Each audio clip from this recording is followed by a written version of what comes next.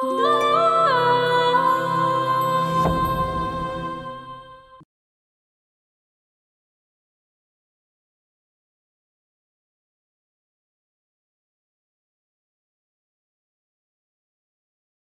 থেকে তুমি আমার আরেক পোলা, তুমি আমার হোটেলে কাম করবা।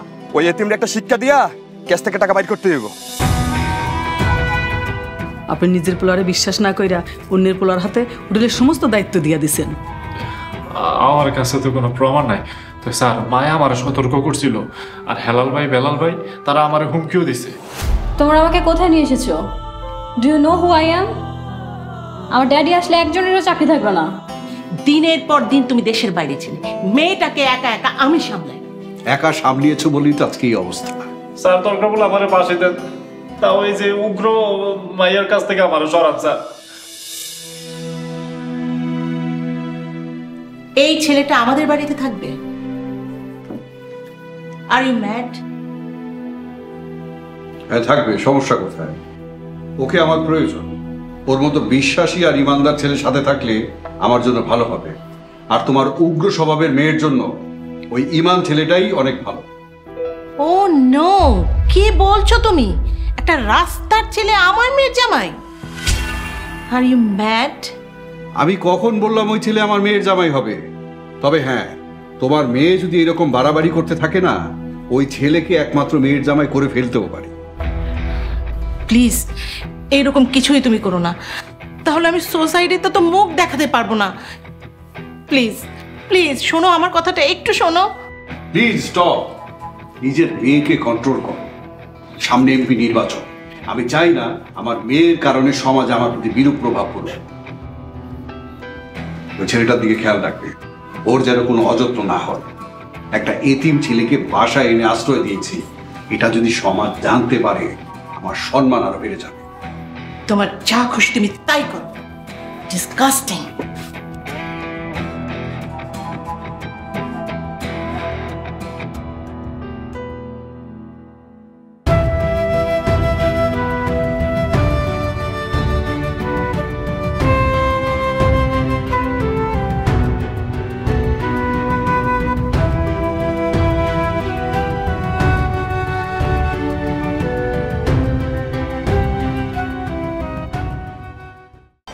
দেশ জুড়ে যে কোনো নম্বরে সর্বনিম্ন ক্যাশ আউট চার্জ শুধু নগদে।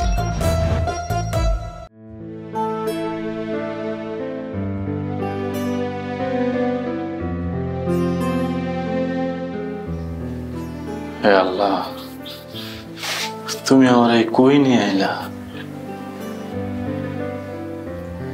তোমার পরিকল্পনা কিছুই জানি না। তাই আল্লাহ, তোমার উপরে আমার পরিপূর্ণ ঈমান আছে। আইতে পারি? কে? আমার নাম হলো মিস্টার লালটু। আমি হলাম এই বাড়ির হেড কেয়ারটেকার। আমার সিদ্ধান্ত ছাড়া এই বাড়ির একটা গাছের পাতাও নড়ে না। আসসালামু আলাইকুম স্যার। স্যার? আপনি আমার স্যার কইলেন? এই জীবনে আপনার মতো এত সম্মান আমার কেউ দেয় নাই, আর আপনি আমার স্যার কইলেন কেন? আপনি না কইলেন আপনি এইবারের হেড কেয়ারটেকার? কিরে নাম তো কই? কাম সারছে, যেই কথাটা কইতে আইছি এটাই তো ভুলে গেছি। এই তোরে না কইছি ভাইজানরে নিয়ে খাবারের টেবিলে আইতে? রাইতে কত হইছে খবর আছে তোর? সরি সরি সরি, আমার একদম ভুল হয়ে গেছে। ভাইজান, আপনার জন্য ডিনার একদম রেডি, চলেন। ভাইজান, আজকে আপনার লেগা শুধু স্পেশাল স্পেশাল রান্না করছি। আমি হয়েছি এই বাড়ির হেড কুক। আমার কথায় এই বাড়িতে যত সব রান্না আছে সব আমার কথাই হয়, আমার ইচ্ছা মতো নয়, বুঝছেন ভাইজান? আহেন ভাইজান।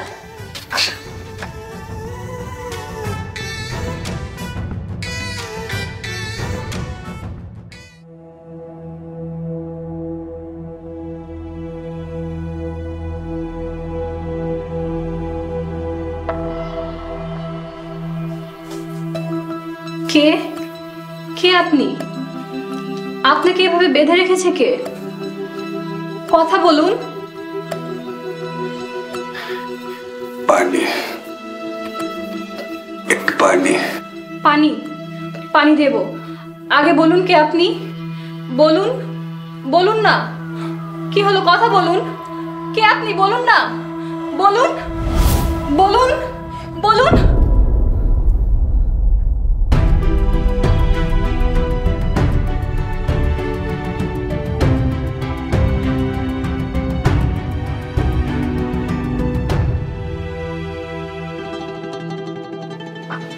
আসসালামু আলাইকুম। আমার ডাকছেন? ওয়ালাইকুম আসসালাম। হ্যাঁ, ডেকেছি। বসো, আমাদের সাথে ব্রেকফাস্ট করবে। না মানে আপনাকে লোকে। কেন হেজিটেট করছো? আরে বসো তো। ডিসগাস্টিং। বসো, তুলে দিন।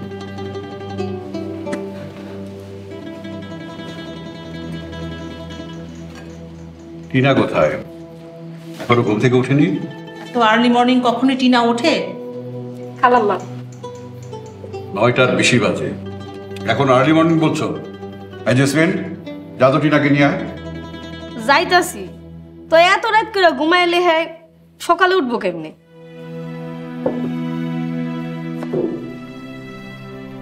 আহা, এত সকাল সকাল উঠে কি করবে? আর তুমি তো জানো মেয়েটা একটু ঘুমোতে পছন্দ করে। যেমন মা মেয়ে তো তেমন হবে। তুমি নিজেই তো লেট করে উঠো। কি ব্যাপার, নাও খাওয়া শুরু করো। আমার এই জায়গায় খাইতে শরম করতেছে, আমি আমার ঘরে যেয়ে খাই। দেখো, এত লজ্জা শরমের কিছু নেই। তোমাকে আমাদের বাড়িতে এনেছি একটা বিশেষ প্রয়োজনে। তোমাকে একটা দায়িত্ব দিতে চাই। তুমি আমার মেয়ের বডিগার্ড হয়ে কাজ করবে, সেই সাথে আমার কাজেও টুকটাক হেল্প করবে। কি বলছো তুমি? এই ছেলে, এই খ্যাত ছেলে আমার মেয়ের বডিগার্ড? বডিগার্ড? নাউজুবিল্লাহ, আস্তাগফিরুল্লাহ। মাইয়া মানুষের বডিগার্ড? আমি পারব না, আমার মাফ করেন। আপনার ওই আমি সব কাম করতে পারব, কিন্তু মাইয়া মানুষের কাম করতে পারব না। দেখো ইমান, অনেক আশা নিয়ে তোমাকে আমার বাড়িতে এনেছি। আমার জানা মতে তুমি এতিম।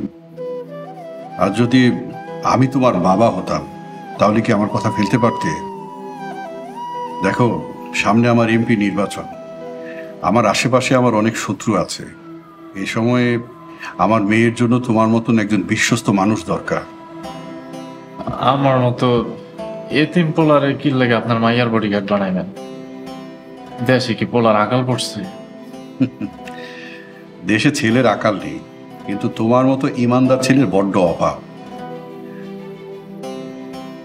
আমার মেয়েটা অতি আদরে উশৃঙ্খল হয়ে গেছে।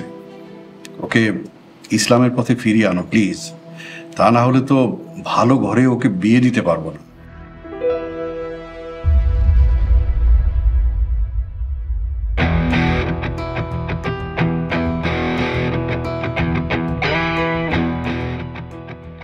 স্যার 20 বছর পর আবার পুরনো ফাইল ওপেন করবেন? করব। Something is wrong. 20 বছর আগে রাবেয়া বেগমের ডেড বডি পাওয়া গেলেও আমিনুল আহমেদ এবং তার ছেলে রাজের ডেড বডি পাওয়া যায়নি। সবাই মনে করছে তাদের ডেড বডি গুম করা হয়েছে, কিন্তু কি স্যার? কিন্তু আমার মন বলছে ওনারা এখনো জীবিত। ওনাদেরকে খুঁজে বের করতে পারলেই খুনের আসল রহস্য উন্মোচিত হবে। স্যার, এত বছর পরে এই হত্যার রহস্য কিভাবে উন্মোচন করবে?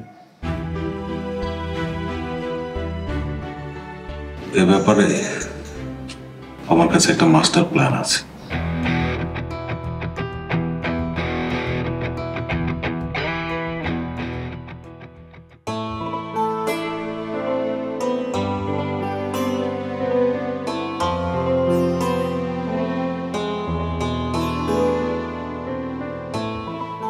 শুনলাম তুমি নাকি আমার বডিগার্ডের চাকরি পেয়েছো। রিয়েলি? ও, আপনার আব্বাই কইছে। আব্বা কইছে? ওটা খ্যাত হিউ। এই, তুমি সুন্দর করে কথা বলতে পারো না? তোমার মতো একটা আনস্মার্ট খ্যাত ছেলেকে নিয়ে আমার চলতে হবে? ইম্পসিবল। আমি এতিম মানুষ, এতিমখানায় বড় হয়েছি, তো ওইখানে লেখাপড়া করছি আর আল্লাহর দেখানো রাস্তায় চলছি। তো আপনাকে মতো স্মার্ট হওয়ার পিছনের ছুটি নেই।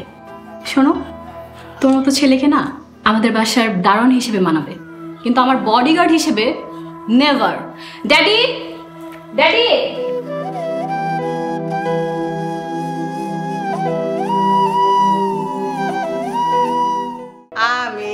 আমাগো দাদি। ও গ্র্যানি, আরে না, দাদি দাদি।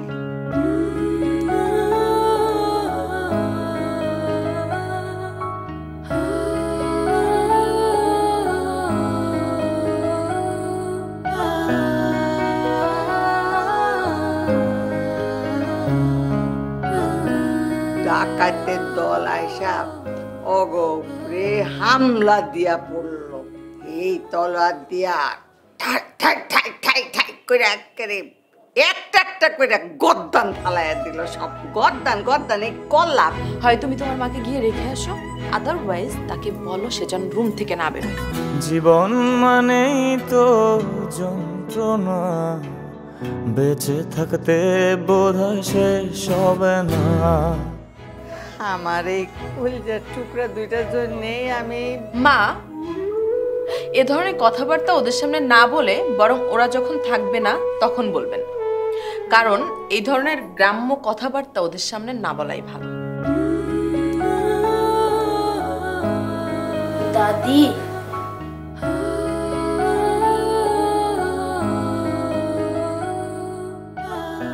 মা, আমার তুমি ক্ষমা করে দিও মা। পাঠালেন যে নিয়তি তার কাছে মিনতি, পাঠালেন যে নিয়তি তার কাছে মিনতি, এ জীবন আর আমি চাই না। আমার ওই কলিজার টুকরা দুইটার মুখ খালি চোখের সামনে ভাস। বেঁচে থাকতে বোধহয় শেষ হবে না, জীবন মানেই তো যন্ত্রণা। সামাজিক ও পারিবারিক কন্টেন্ট দেখতে এখনই সাবস্ক্রাইব করুন ঈগল ওয়াচ অ্যাপ।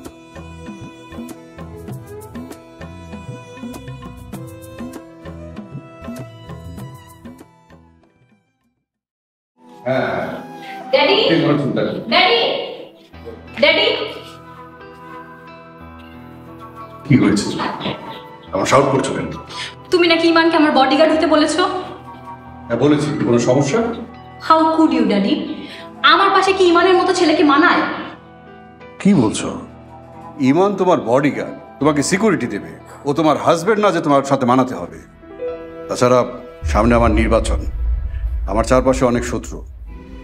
এ সময়ে তোমার পাশে নিরাপত্তার জন্য একজন মানুষ দরকার, ইমানের মতন একজন বিশ্বস্ত মানুষ দরকার। চারপাশে শত্রু থাকলে তোমার গুন্ডা বাহিনীর কাউকে আমার বডিগার্ড করো। ইমানের মতো এরকম সহজ সরল বোকারাম আমার কি নিরাপত্তা দিবে? আমার ছেলেরা তোমাকে দূর থেকে ফলো করবে, তোমার সাথে থাকবে ইমান। রায়হান চৌধুরী সহজ সরল মানুষ, কোনো সন্ত্রাসী পালে না, এটাই সমাজকে দেখাতে হবে। এই নির্বাচনে আমাকে জয়লাভ করতেই হবে, টিনা। তাই বলে ইমান? উফ, মানুষের বডিগার্ড কত হ্যান্ডসাম স্মার্ট হয়, আর আমার কি না। দেখো, বোঝার চেষ্টা করো, এটাকে কাজে লাগিয়ে আমাকে এগোতে হবে। তাই না? Okay fine. টিনা,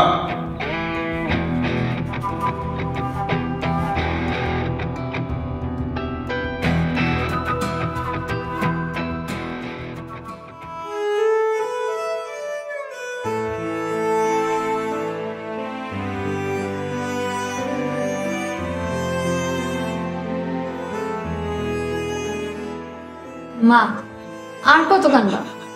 পরের পোলা লেগা কানলে কি হইব কত? সে কি আর ফিরে আইব? কেন আইব? আমরা কি সে আসার মতো জায়গা রাখছি? ফুলাডার অবিশ্বাস কইরা তোর বাপ আর ভাইরে মিলে জেলে পাঠাইছিস। এখন সে কোন মুখে এ বাড়িতে ফিরে আইব? ফিরে আসার দরকার নেই মা। আল্লাহ সৎ মানুষে দুই হাত ভইরা দেয়, আর সৎ মানুষ যতটুকু হারায় আল্লাহ তার দ্বিগুণ দেয়। ইমান ভাই আগে আমাকে ছোট্ট হোটেলে কাজ করতো, আর এখন কত বড় বাড়িতে কাজ করে। এরই কয় কপাল মা।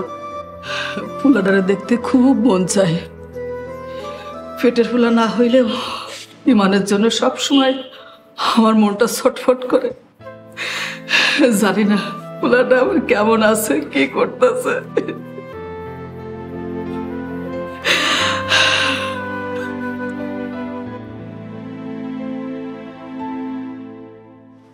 জেসমিন, ড্রাইভারকে গাড়ি বের করতে বল, আমি বের হব। আপনি কোনো জায়গায় যাইতে আছেন? বাইরে যাচ্ছি। কেন, কোনো সমস্যা? না, কোনো সমস্যা নাই। স্যার কইছেন আপনি যেখানে যাইবেন আপনার সঙ্গে যেন আমি যাই। হোয়াট? তুমি আগে নিজেকে ভালো করে দেখো, আমার সাথে কোথাও যাওয়ার কোনো যোগ্যতা তোমার আছে কিনা? রাবিশ। আপনার লোকে যাওয়ার যোগ্যতা স্যার আমার দিয়েছে, আমি তো ওনার কর্মচারী, হুকুম পালন করতে বাধ্য। ডিসগাস্টিং। এই শোনো, আমার সাথে কোথাও যেতে হলে এই হুজুরের পোশাক খুলে তারপর যেতে হবে। যাও গিয়ে প্যান্ট শার্ট পরে আসো। আমার তো প্যান্ট শার্ট নাই, আমি সবসময় পাঞ্জাবি পরি। আমার ড্যাডির চাকরি করতে হলে আমার কথা শুনতে হবে। যাও। আমার পোশাক নিয়ে স্যার কিছু কয় না, যদি কইতো তাহলে আমি চাকরি ছাইরা চলে যেতাম। আল্লাহ আমার জন্য যে পোশাক নির্ধারণ করছে আমি ওইটাই পরব। আর শোনেন, আপনি এই ধরনের উগ্র পোশাক পরা বাদ দেন, মুসলিম মাইয়া শালীন পোশাক পরেন। হোয়াট? তুমি আমার ড্রেস আপ নিয়ে কথা বলছো? How dare you! রাস্তা থেকে তুলে এনে রাজপ্রাসাদে জায়গা দিয়েছে বলে নিজেকে খুব বড় মনে করছো?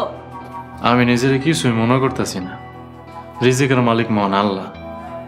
আল্লাহ চাইছেন এই রাজপ্রাসাদে আসি, তাই আইছি। আপনার বাবা তো ছিল আমার। শোনেন, এত টাকার অহংকার দেখেন, আল্লাহ দিতে যেমন সময় লাগে না, নিতেও।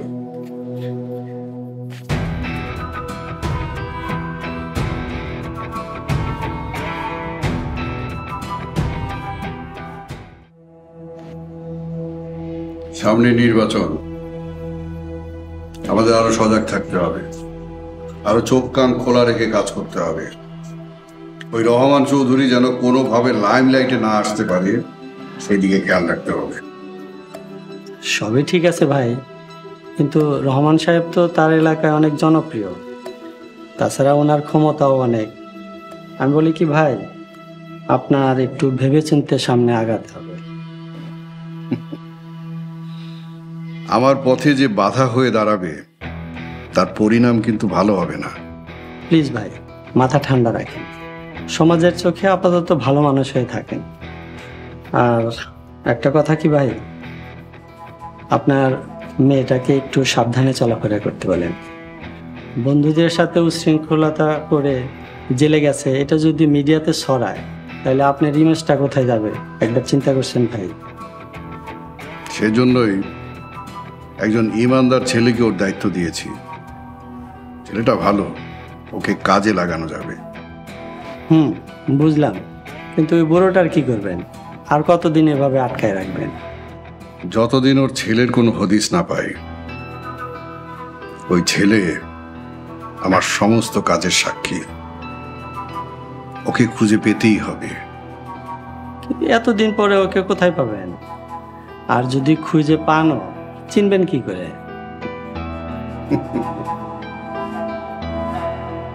পাখি নিজেই ধরা দেবে। ওইটুকুন ছেলে ওই বয়সে আমার নিজের পিস্তল দিয়ে আমার পায়ে গুলি করে গেছে। যাওয়ার সময় বলে গেছে আমি আবার আসব। আমি সেই দিন মনে মনে প্রতিজ্ঞা করেছি, ওদের বাপ ছেলে দুটোকে একসাথে হত্যা করব। এই জন্য এই বুড়োটাকে কাছে আসো।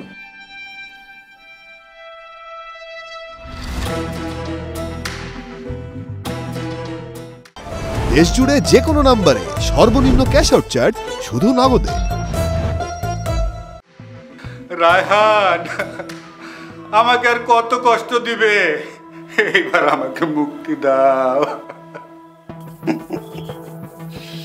মুক্তি? আপনাকে মুক্তি দিলে তো সমস্ত খেলা শেষ। আপনার কারণে আমি ছোটবেলা থেকে বাবা মায়ের অবজ্ঞা সহ্য করেছি। আপনি পরীক্ষায় ফার্স্ট, আমি ফেল। আপনি সবকিছুতে সফল আর আমি পরাজিত। এটা কি আমার অপরাধ? হ্যাঁ অপরাধ। আপনার সফলতায় সবাই হাততালি দিত আর আমার জন্য অপেক্ষা করত প্রাণী আর অবজ্ঞা। এক বুক যন্ত্রণা কি বড় হয়েছি, এবার যন্ত্রণা ভোগ করার ফলা আপনার। তুমি আমার সবকিছু শেষ করে দিয়েছো। আমার প্রিয়তমা স্ত্রী, সন্তান আমি সব হারিয়েছি। না না না, সব শেষ হয়ে যায়নি। আপনার ছেলে জীবিত আছে, সে আপনার খোঁজে এখানে আসবে। মনে আছে? সেই ওইটুকুন ছেলে সেই দিন আমার পায়ে গুলি করে পালিয়েছিল। সেই গুলিকে আমি ফেরত দেবো না, অবশ্যই ফেরত দেবো, দুটাকেই ফেরত দেবো।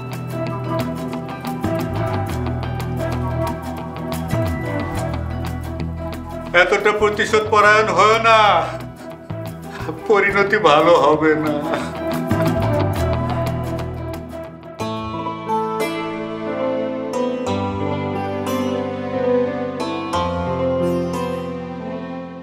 বাবা ইমান। চাচা, আসসালামু আলাইকুম, কেমন আছেন? ওয়ালাইকুম আসসালাম। ভালো থাকি কেমনি? তোর লগে যে অন্যায় করছি রে বাবা, তুই আমায় মাফ করে দিস। চাচা, যা হনের তা তো হয়ে গেছে, আপনি আমার কাছে মাপ চাই, আমার লজ্জা দিয়েন। বাবা রে, তোর লাগে তোর শাশি সারাদিন কান্নাকাটি করে, ভাত বাইরে চোখের পানি পালায়। ভাবতাছিলাম তোর কিছু কথা কম, কিন্তু তুই যে বড় বাড়িতে থাকস ওই বাড়িতে তো আমি ঢোকারই সাহস পাই না। চাচা, আপনি আমার বাপের মতো, আমার যখন আপনার দেখতে মন চাইব আপনি তখনই চলে আইবেন। আচ্ছা আসলে তুই এখন আমার সাথে আমার বাড়িতে চল, তোর চাচি গরুর মাংস রান্না করছে, বাপ পতি মিলা একসাথে খামু না। চাচা, আজকে না, অন্যদিন যাবেন চাচা। না না, তুই আজকে যাইতে, তুই যদি আজকে আমার সাথে না যাস তাহলে বুঝবো তুই এখন আমার সাথে রাগ করে আস। চল বাবা, না করিস না, চল।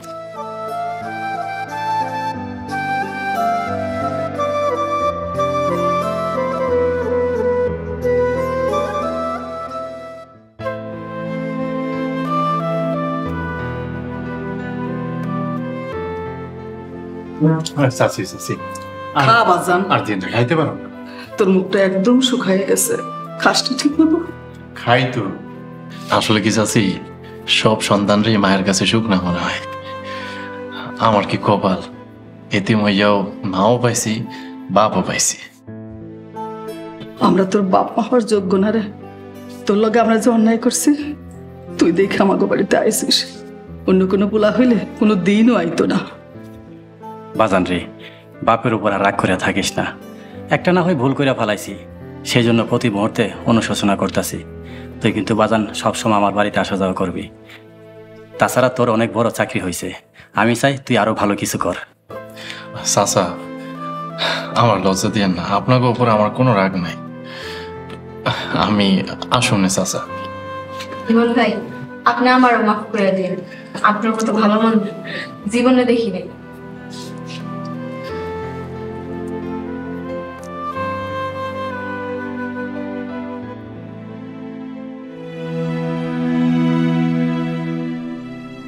কি এত ভাবছো? ভাবছি রাজের কথা, বেঁচে থাকলে ছেলেটা অনেক বড় হয়ে গেছে, তাই না? হ্যাঁ, বড় তো হবেই। আমাদের টিনার 2 বছরের বড়, এখন হয়তো টকবকে তরুণ। আমার না খুব ভয় করে, রাত যদি আমাদের খুঁজে বের করে। আমি তো এই অপেক্ষাতেই আছি। সেদিন আমার পায়ে গুলি করে পালিয়েছিল, সেদিন যদি ধরতে পারতাম না তাহলে বাপ বেটা দুটাকে একসাথে গুলি করে মারতাম। আফসোস। রাজ কিন্তু বলেছিল ও প্রতিশোধ নেবে, ও যদি সত্যি সত্যি চলে আসে। আচ্ছা, ছেলেটা এখন কোথায় আছে বলো তো? আসসালামু আলাইকুম। এই ছেলে, হুট হাট করে যখন তখন যেখানে সেখানে চলে আসো কেন তুমি? হ্যাঁ, আর কথায় কথায় সালাম দাও কেন? সালাম দেওয়া তো শূন্য, আর সালাম দিলে উত্তর দিতে হয়, আপনি মনে হয় ভুলে গেছেন। মানে এখন তুমি আমাকে শেখাবে না? আর শোনো, যেখানে সেখানে হুট হাট করে চলে আসবে না, যাও এখান থেকে। জি, আসসালামু আলাইকুম।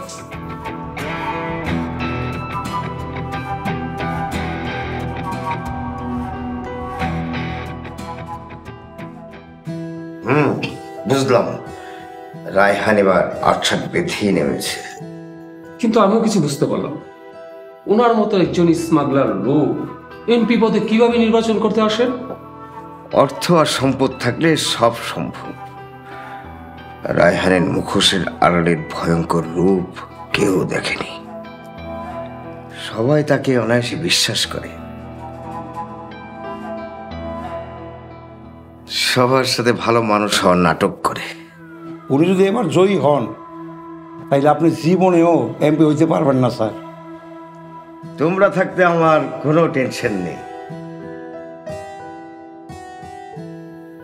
রায়হানের সুন্দরী মেয়েটাকে কাজে লাগাবো। একবার ওর নামে স্ক্যান্ডাল ছড়াতে পারলে রায়হানের মান ইজ্জত ধুলোয় মিশে যাবে।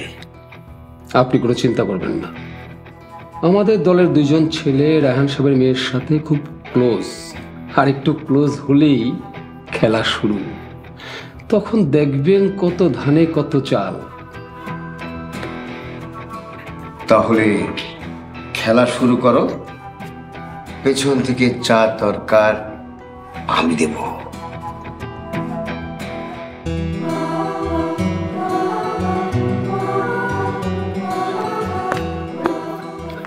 শোনেন শোনেন, আপনি কোথাও যাইতে পারবেন না, বাসায় যান।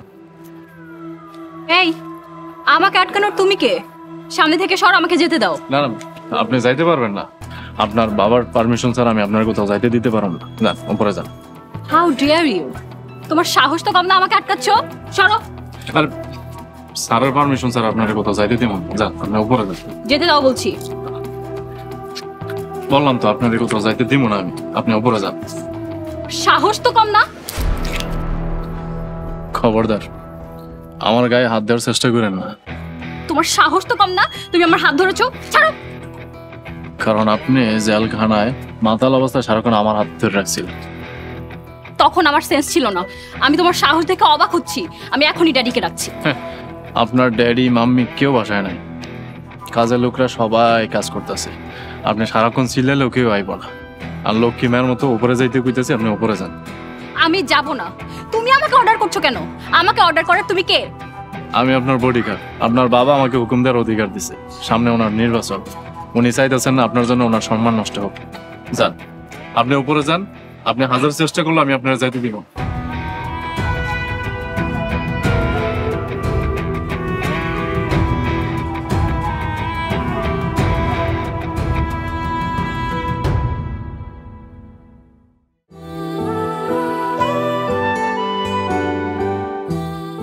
তুমি আবার মন খারাপ করো না মা। আমি ঠিক করেছি তোমাকে একটা বৃদ্ধাশ্রমে রেখে আসবো, যেখানে তোমার কোনো সমস্যা হবে না। আমি বৃদ্ধাশ্রমে থাকলে যদি তুই শান্তিতে থাকিস, তাহলে ওইটাই কর। বিষয়টা আরেকবার ভেবে দেখলে হতো না? আমার মায়ের ভালো আমার চেয়ে তো আর তুমি ভালো বুঝবে না।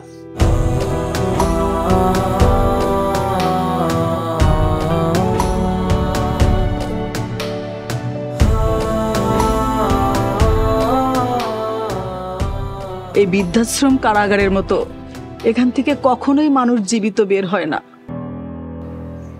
আসবি তো বাবা? আমি তোকে না দেখে থাকতে পারবো না।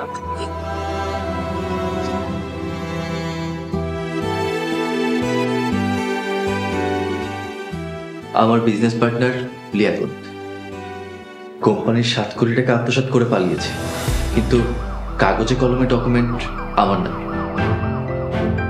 মা, আমি সরি মা, আমি সরি।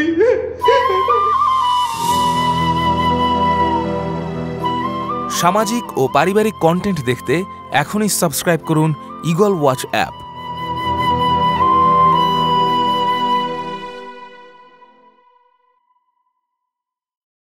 দেখছোস ইমান ভাইয়ের কি তেজ! একবার আপামনির একবার ধুলাই করে দিছে। আমি অবাক হয়েছি। এমন ভোলাপালা একটা লোক আগুনের মতো জ্বললে উঠছে। 2 দিন আগে ওজারে ফানির মতো সরল দেখলাম, এখন তারা একদম অন্যরকম লাগতেছে। হ্যার চোখে কি এর জানি খুব মনে হয় অনেক দিনের রাগ খোশ নিজের ভিতরে চাইপা রাখছিল। কিছু তো একটা ব্যাপার আছে। আচ্ছা তুই থাক, আমি ওদিকে চাই।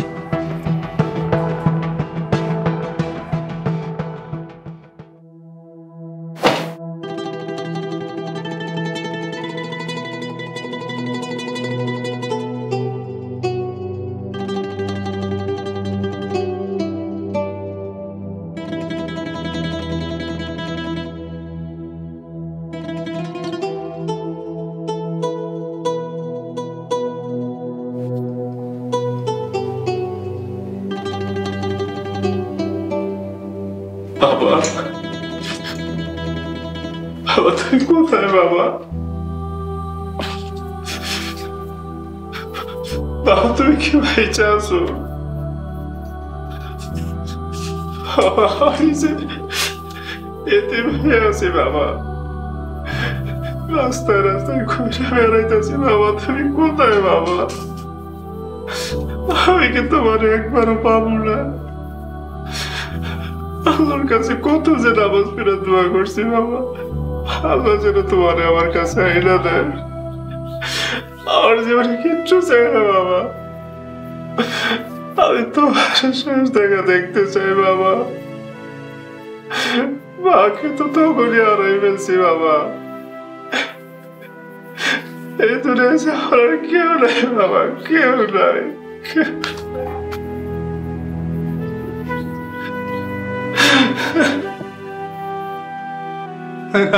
বাবা রে তুই কোথায়? বেঁচে আছিস না মরে গেছিস কিছুই জানি না। এত বছর ধরে তোর বাবা এই বদ্ধ ঘরে তোকে এক নজর দেখার জন্যই বেঁচে আছে রে বাজান।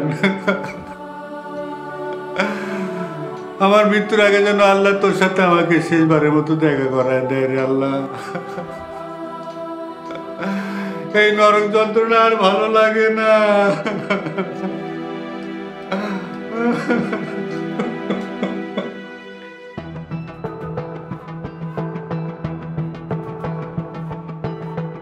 মামা ফ্রাইডেতে কিন্তু ফাটাফাটি পার্টি হবে, কি বলিস? আমাদের এতদিনের চেষ্টা সফল হতে যাচ্ছে, পাখি নিজের জালে নিজেই ধরা দিবে। দোস্ত আমরা কিন্তু 50-50 করে নিব। তুই এটা নিয়ে ভাবিস না, উপরের নির্দেশ। আমরা যদি কাজটা করতে পারি অনেক টাকা দিবে আমাদেরকে, আর সেই টাকা দিয়ে সোজা সিঙ্গাপুর, তারপর চিল আর চিল।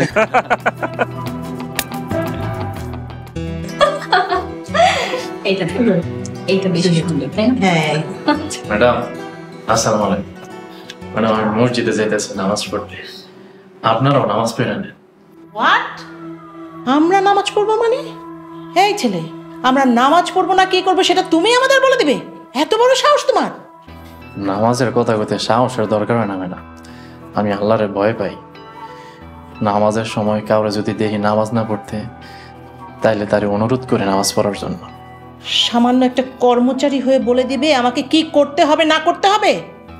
বেয়াদবি নেবেন না ম্যাডাম, আমি যেদিন থেকে আপনাদের বাড়িতে আইছি ওই দিন থেকে আপনাদের কাউরে নামাজ পড়তে দেখি নাই। মুসলমান পরিবার, আল্লাহরে ভয় করেন ম্যাডাম। এই তোমাকে এত লেকচার দিতে কে বলেছে? ড্যাডি একটু চান্স দিয়েছে, অমনি মাথায় চড়ে বসেছে। মম, আমার কিন্তু আজ যেতে পার্টি আছে। ফ্রেন্ডদের পার্টি? হ্যাঁ। সমস্যা কি, যাবি? সমস্যা হচ্ছে ইমান, আমি ওকে নিতে চাই না আমার সাথে। ও আমার সাথে থাকলে আমার কোনো স্ট্যাটাস থাকে না। মম, তুমি ড্যাডিকে একটু বুঝিয়ে বলবা। ওকে, আমি ড্যাডিকে বুঝিয়ে বলবো যাতে ইমান তোমার সাথে না যায়। শোন, তুই গাড়ি নিয়ে যাবি, আর স্টুপিড ছেলেটাকে সাথে নিবি। ইমান তোমার সাথেই যাবে। ড্যাডি, আমি ওকে নিতে চাই না, সব কিছু নিয়ে বাড়াবাড়ি করে। বাড়াবাড়ি তুমি করছো। এর আগে বন্ধুদের সাথে পার্টি করতে গিয়ে থানা হাজতে গেছো। আমি চাই না এরকম ঘটনার পুনরাবৃত্তি হোক। ইমান তুমি ওর সাথে যাবে।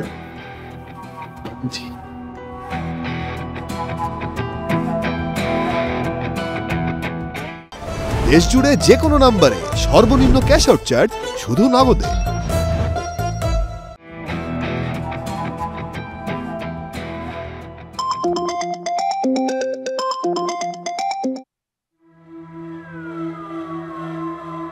টিনা, কোথায় তুমি? এত লেট কেন? আর বলো না, ভেবেছিলাম একা আসবো, কিন্তু এখন এই আনকালচার বডিগার্ডটাকে সাথে নিয়ে আসতে হচ্ছে। মানে তুমি ইমানকে নিয়ে আসতেছো? দেখো টিনা, আমাদের পার্টিতে ইমান এলো না, তুমি যেভাবে পারো ওকে রেখে আসো। কি যে করি।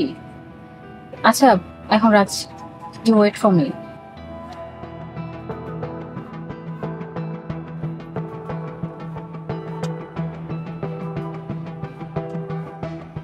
ড্রাইভার, গাড়িটা থামাও তো। ইমান, সামনে ওই ফুলের দোকান থেকে একটা সুন্দর ফুলের তোড়া নিয়ে আসো তো।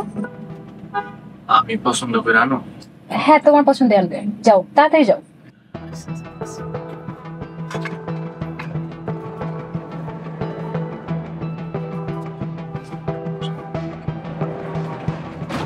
যান যান যান যান যান। হায় হায়, এটা কি হলো?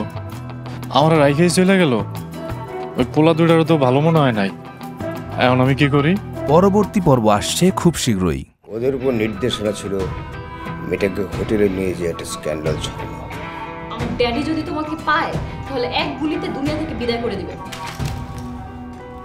অফিসার, আপন জনকে কেউ হারাতে চায় না।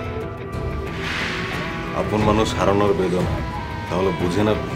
এখন তুমি আমার হাতে বন্দি। যদি তুমি আমার কথা মতো না চলো, এই পিস্তল দিয়ে এখনই তোমার এই চিটা।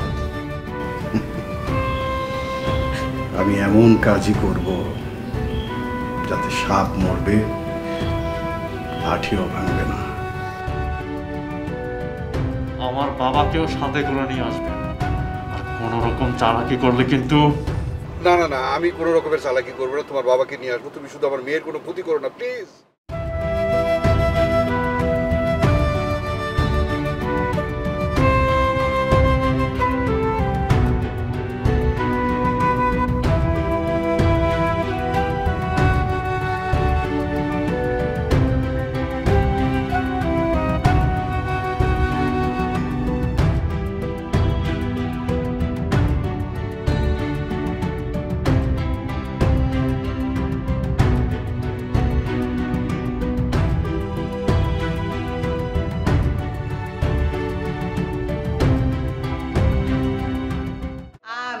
তোমাগো দাদি। ও গ্র্যানি? আরে না, দাদি দাদি।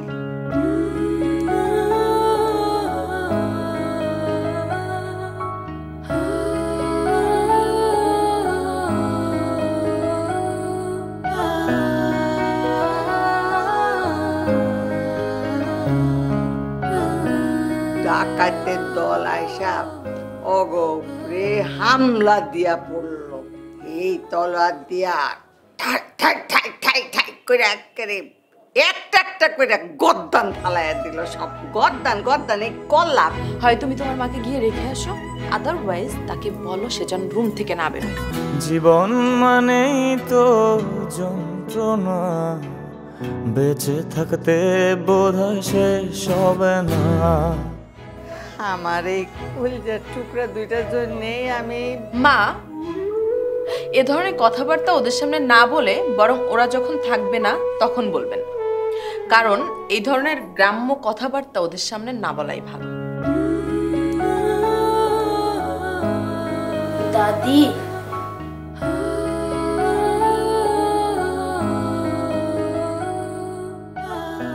মা, আমার তুমি ক্ষমা করে দিও মা। পাঠালেন যে নিয়তি তার কাছে মিনতি, পাঠালেন যে নিয়তি তার কাছে মিনতি, এ জীবন আর আমি চাই না। আমার ওই কলিজার টুকরা দুটোর বুক খালি চোখের সামনে ভাস। বেঁচে থাকতে বোধহয় শেষ হবে না, জীবন মানেই তো যন্ত্রণা। সামাজিক ও পারিবারিক কন্টেন্ট দেখতে এখনই সাবস্ক্রাইব করুন ঈগল ওয়াচ অ্যাপ।